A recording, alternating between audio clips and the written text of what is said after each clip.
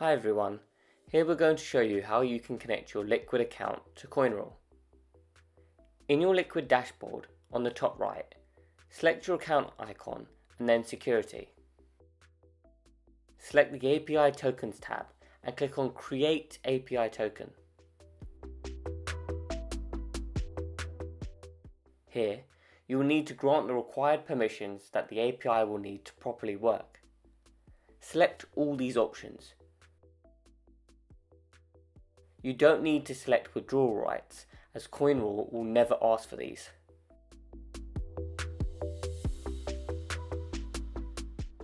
After this, confirm by entering your Google Authenticator code, and confirm.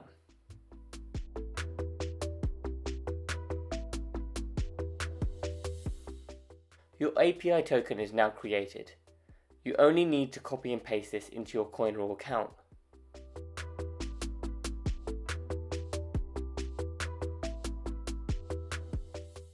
On COINRULE, in the Exchanges section, you will find Liquid from the drop-down list.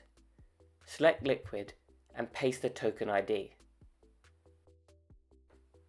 Now do the same for the token secret and click on Connect.